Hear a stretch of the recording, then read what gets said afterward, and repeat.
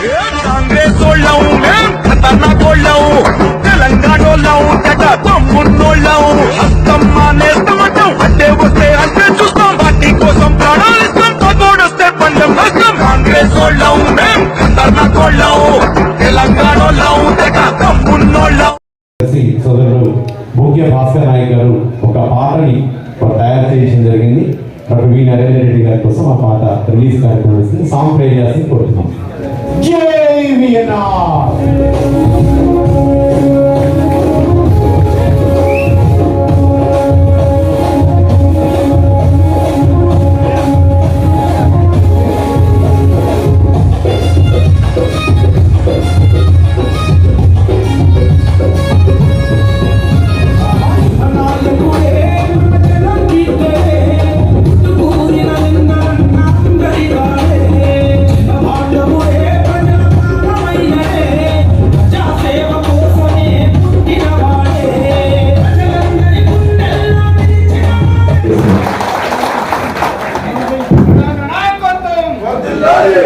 ఈరోజు ఈ కార్యక్రమానికి హాజరైన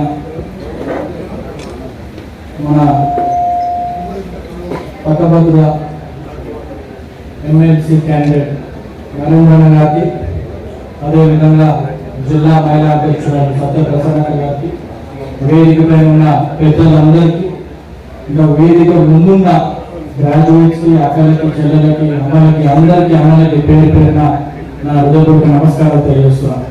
ప్రెస్ మిత్రులకు కూడా నమస్కారం తెలియజేస్తూ, ఎక్కువ సమయం తీసుకోను, అందరూ మాట్లాడడం చూసుకొని చాలాసేపు అయింది, భోజనాల టైం కూడా అవుతుంది కాబట్టి ఇంకా కన్నారు 2 నిమిషాలు మాట్లాడాను, ఎక్కువ సమయం తీసుకోను.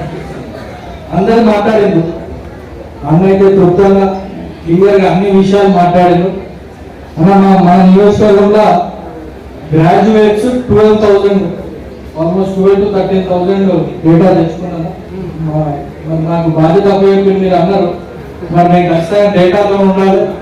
దాదాపు హుజురాబాద్ మండలంలో 4,500 ఉన్నారు, జమ్మికుంటాల 3,000, వీణవంకాల 2,000 చిల్లర, కమలాపూర్ 2,000, ఇల్లంతకుంటాల 1,200. సో దాదాపు 13,000 ఓట్స్ గ్రాడ్యుయేట్ హుజురాబాద్ కాన్స్టిట్యున్సీ ఉన్నాయన్న.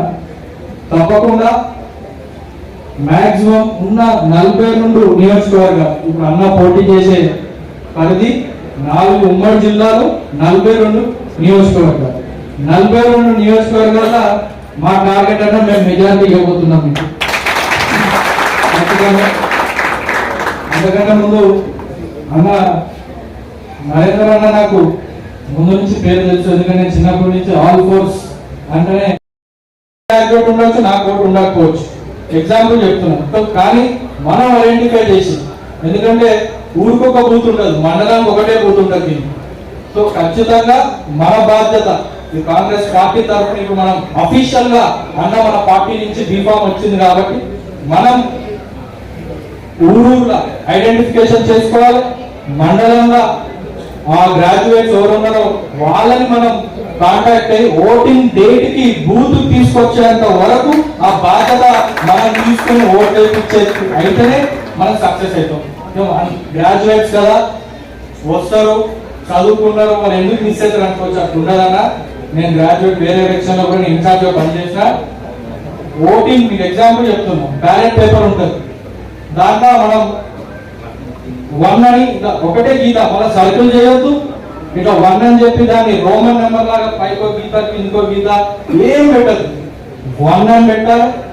అయిన తర్వాత ఇంకో కూడా మన పెన్ను కాదు, వాళ్ళే అక్కడ పెన్ ఇస్తారు.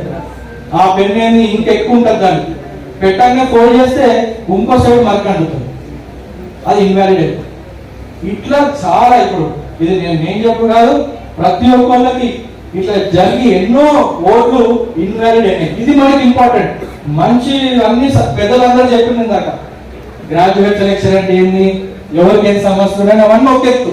కానీ బూత్కి వచ్చిన తర్వాత మరి మనం ఏం చెప్పాలి తెలియదు. గ్రాడ్యుయేట్స్ అని తెలుసు కదా, చదువుకున్నారు కదా అనుకుంటాం, కానీ ఐడియా ఉండదు.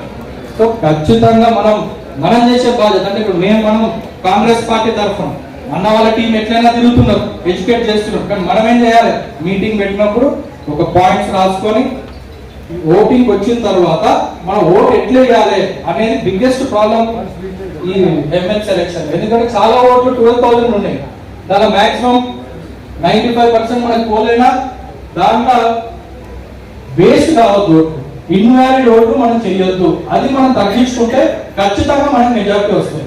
సో ఆ దిశగా రేపటి రోజు నుంచి మా కాంగ్రెస్ పార్టీ కానీ ఇక్కడ ఉన్న నాయకులు ప్లస్ ఇక్కడ ఉన్న చాలా మంది ఒక మెసేజ్ ఏంటంటే, ఎవరు చెప్పినా పోలింగ్ దాంట్లో ఒకటే ప్రాధాన్యత, మళ్ళీ 2, 3, 4 మనం చెప్పవసరం లేదు.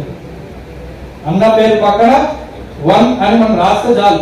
ఇక మన సెకండ్ ప్రాధాన్యత వాళ్ళకి వేయాలి, వీళ్ళకి వేయాలి. ఇక మీకు తెలిసి ఇక్కడ ఇంకో పార్టీ అభ్యర్థి లేడు, వాళ్ళు చేసిన 10 ఏళ్ళలో గ్రాడ్యుయేట్ చేసింది ఏం లేదు, వాళ్ళు భయపడ్డారు, వాళ్ళు క్యాండిడేట్ కూడా పెట్టారు.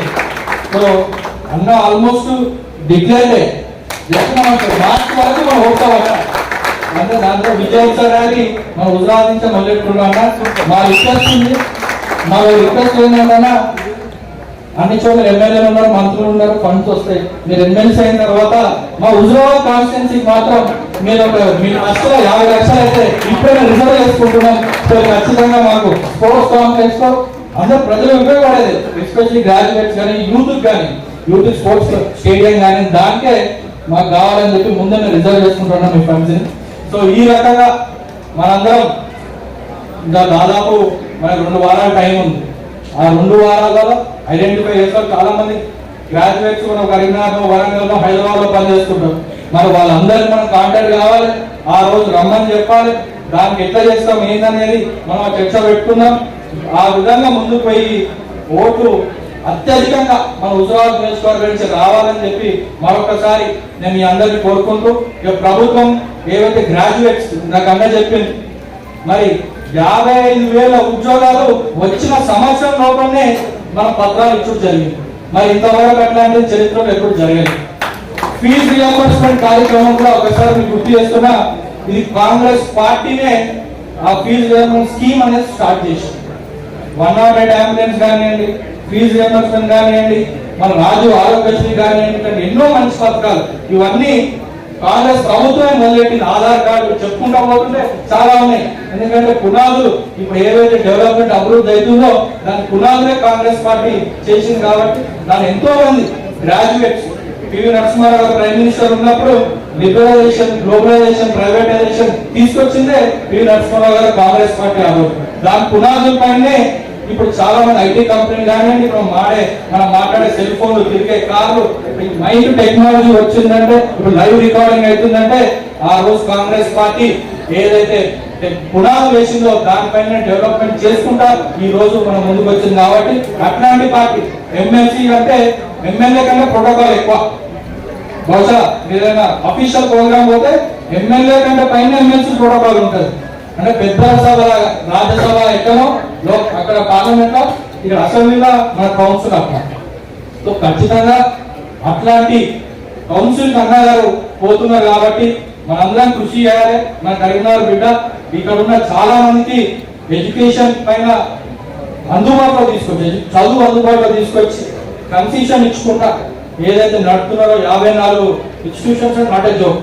ఎందుకంటే మా కుటుంబం కూడా ఇన్స్టిట్యూషన్ రంగం ఉందన్న మాకు కూడా ఐడియా ఉంది కాబట్టి చెప్తున్నా. అది అంత ఆశామాష కాదు, చాలా శ్రమతో కూడుకున్నది. కాబట్టి అన్న అట్లాంటిది 54 ఇన్స్టిట్యూషన్ నడుపుతున్నారు.